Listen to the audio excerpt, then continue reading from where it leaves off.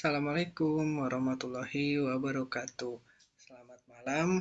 Eh, Perkenalkan nama saya eh, Rudiatno. Untuk semester 2 ini saya diberi kesempatan untuk mengampu mata kuliah akuntansi keuangan, di mana untuk materi yang pertama terkait akuntansi keuangan yaitu pengantar akuntansi keuangan. Nah, adapun tujuan daripada pengantar akuntansi keuangan ini, yang pertama terkait kemampuan akhir mahasiswa memahami peran dan ruang lingkup akuntansi keuangan. Kemudian diharapkan capaian pengetahuan daripada mahasiswa itu sendiri. Yang pertama menunjukkan sikap profesional dan tanggung jawab dalam penyusunan serta analisis laporan keuangan. Oke, langsung saja untuk materi yang pertama terkait pembelajaran yaitu kontrak perkuliahan dan memahami peran dan ruang lingkup akuntansi keuangan. Nah, di sini kontrak perkuliahan on class and learning. Nah, yang pertama yaitu kehadiran 50% dan untuk UAS 25%, UTS 15% dan tugas 10%. Nah, seperti yang sudah dipaparkan kemarin dalam sesi kelas, untuk tugas kelompok seperti di semester yang pertama saya membuat 1 sampai dengan 4 kelompok. Nah, kemudian nanti akan ada tugas per individu yang akan dikumpulkan sebelum UTS.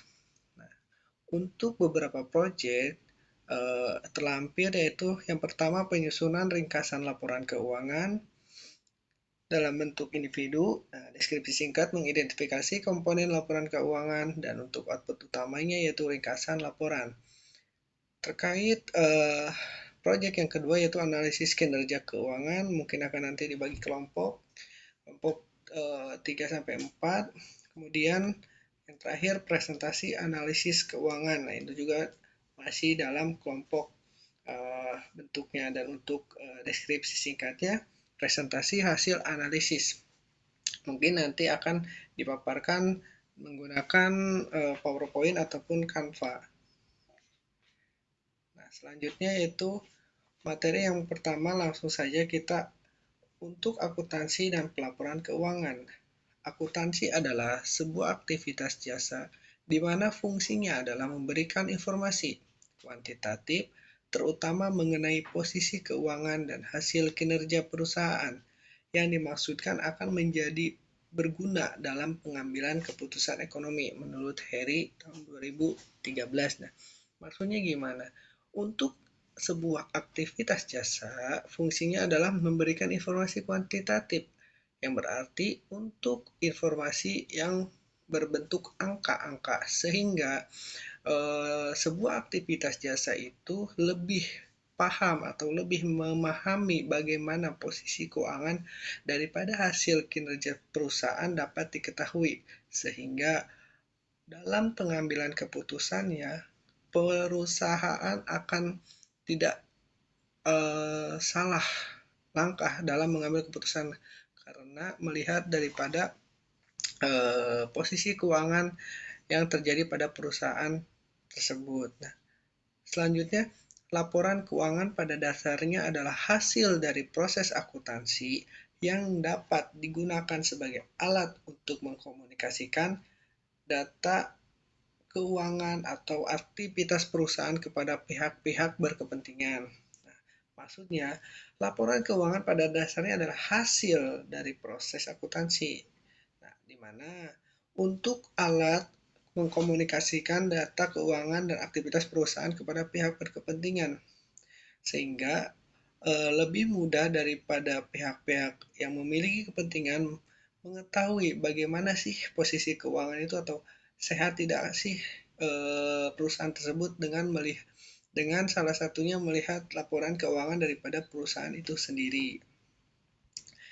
Dan selanjutnya yaitu tujuan khusus laporan keuangan adalah menyajikan secara wajar dan sesuai dengan prinsip-prinsip akuntansi yang berlaku umum mengenai posisi keuangan dan hasil usaha, di mana Urutan laporan keuangan berdasarkan proses penyajiannya. Yang pertama neraca, aktiva, yaitu segala harta dan pasifa, yaitu kewajiban dan modal.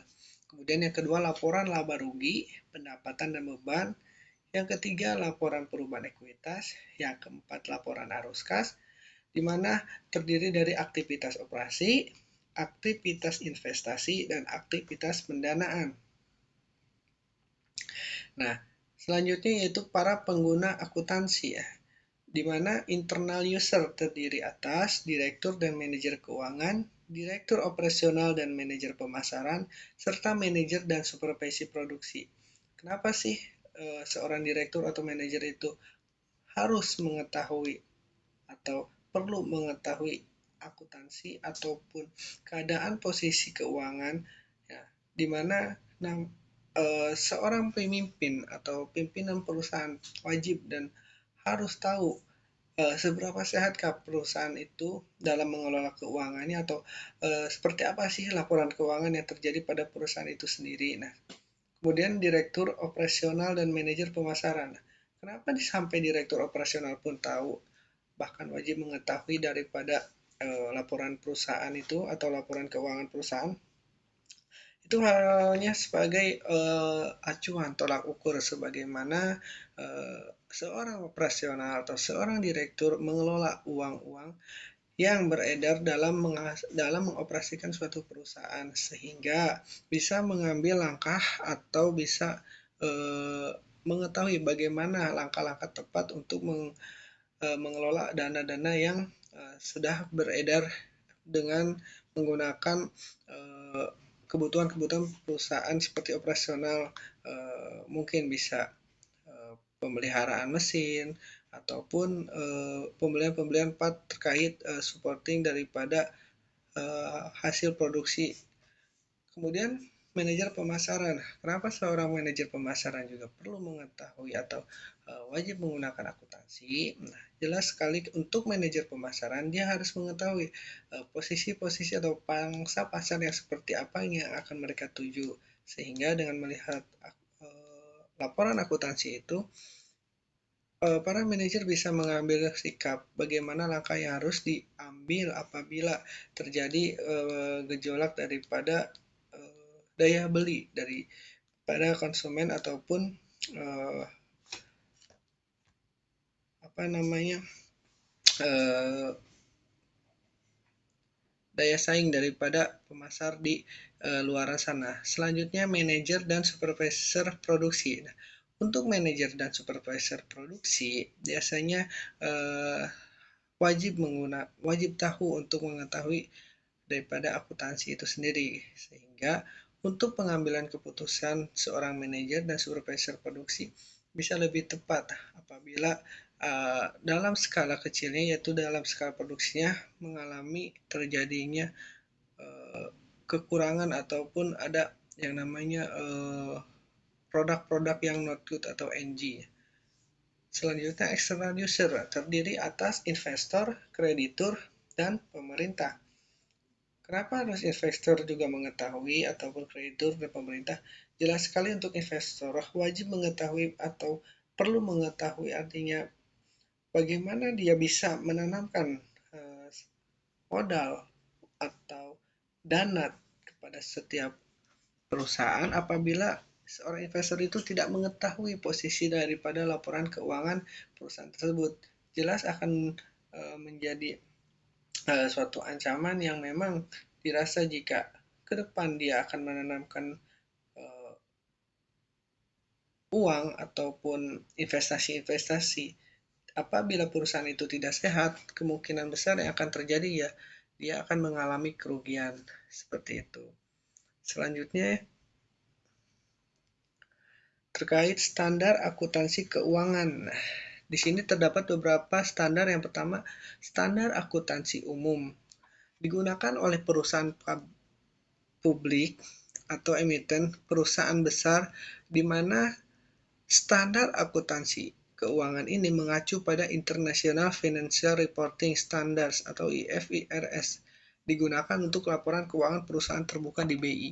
Biasanya untuk perusahaan-perusahaan yang sudah TBK dan perusahaan-perusahaan ini memang sudah terdaftar di Bursa Efek Indonesia. Nah, selanjutnya yaitu standar akuntansi keuangan. Entitas tanpa akuntan publik atau ETAP digunakan oleh perusahaan menengah yang tidak go public, lebih sederhana dibandingkan standar akuntansi keuangan umum.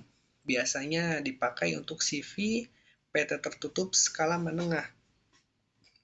Kenapa dia tidak go public atau kenapa entitas tanpa akuntan publik? Karena terkait laporan keuangannya hanya dikelola oleh internal mereka, tidak perlu di publik atau disebarluaskan, sehingga cukup perusahaan menengah yang tidak go public lebih sederhana daripada SAK umum yang notabene-nya sudah terbuka. Jadi untuk pengelolaan keuangannya atau pengelolaan laporan keuangannya lebih dikelola secara internal atau mandiri.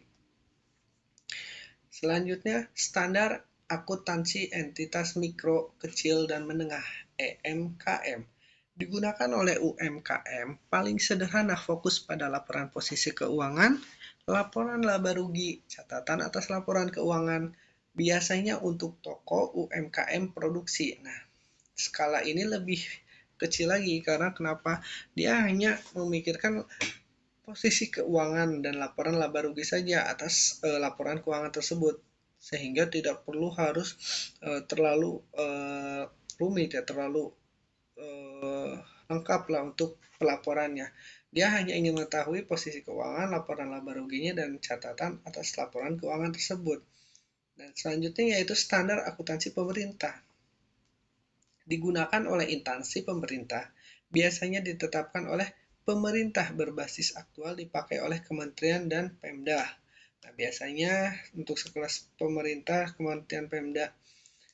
Kementerian dan Pemda menggunakan standar akuntansi pemerintah. Hal ini dipakai sebagai acuan, sebagai tolak ukur bagaimana pengelolaan daripada dana-dana yang diperlukan di kementerian dan di Pemda terpakai secara aktual atau secara real daripada kebutuhan di lapangan. Selanjutnya yaitu asumsi-asumsi dasar akuntansi. Nah, struktur akuntansi keuangan dibangun berdasarkan asumsi-asumsi akuntansi. Terdapat 4 asumsi yang mendasari akuntansi keuangan. Yang pertama, going concern. Yang kedua, monetary unit. Yang ketiga, periodicity. Yang keempat, economy entity. Asumsi-asumsi dasar akuntansi. Yang pertama tadi asumsi kesatuan ekonomi atau economy entity assumption. Keuangan perusahaan dipisah dari pemilik. Misalnya, uang pribadi pemilik beli motor tidak dicatat sebagai beban perusahaan. Yang artinya, setiap pemilik perusahaan apabila ingin membeli barang-barang pribadi, kita ambil contoh motor atau mobil, itu tidak dicatat sebagai beban perusahaan karena posisi keuangannya memang terpisah, memang tidak dalam satu atas nama perusahaan, sehingga untuk pelaporannya tidak bisa dicatat sebagai beban perusahaan. Nah, selanjutnya yaitu asumsi kelangsungan usaha, yaitu going concern assumption. Perusahaan dianggap akan terus berjalan, misalnya mesin dibeli 100 juta dicatat sebagai aset dan disusutkan 5 tahun karena usaha dianggap terus berjalan. Artinya, demi kelangsungan usaha, mesin-mesin yang dibeli di harga 100 juta tadi dicatat sebagai aset dan disusutkan selama 5 tahun. Artinya, si mesin ini akan menghasilkan produk-produk yang dianggap akan memberikan kontribusi atau memberikan laba terhadap perusahaan. Diasumsikan selama 5 tahun, mungkin bisa lebih sesuai kualitas mesin dan perawatan mesin itu sendiri. Nah, selanjutnya asumsi kesatuan mata uang, monetary unit assumption. Nah, semua dicatat dalam satuan uang, misalnya rupiah, gedung, gaji, dan penjualan semuanya dicatat dalam rupiah. Nah, untuk gedung, gaji, dan penjualan semuanya dicatat dalam rupiah. Jadi tidak bisa dicatat sebagai ringgit atau dicatat sebagai dolar ya, karena memang mata uang kita yaitu rupiah, sehingga harus semuanya berdasarkan rupiah, nilai satuan rupiah. Nah, selanjutnya asumsi pembagian waktu, periodisi assumption. Laporan dibuat per periode bulan atau per tahun, misalnya laporan laba rugi dibuat per bulan atau per tahun, misalnya laporan tahun 2025. Jadi untuk memudahkan pelaporan dibuatlah per bulan atau per tahun. Biasanya laporan laba rugi dicatat per tahun umumnya, tapi tidak menutup kemungkinan dicatat per bulan sesuai dengan kebutuhan daripada perusahaan itu sendiri. Karena setiap perusahaan berbeda-beda untuk menentukan laporan laba rugi yang akan dilaporkan. Apakah per sebulan, atau per 3 bulan, atau per 6 bulan, bahkan per 12 bulan atau 1 tahun. Seperti itu. Oke, untuk pertemuan pertama ini saya akhiri. Sekian. Jika nanti ada pertanyaan, bisa langsung dipertanyakan eh, pada saat sesi tatap muka nanti berlangsung. Terima kasih. Wassalamualaikum warahmatullahi wabarakatuh.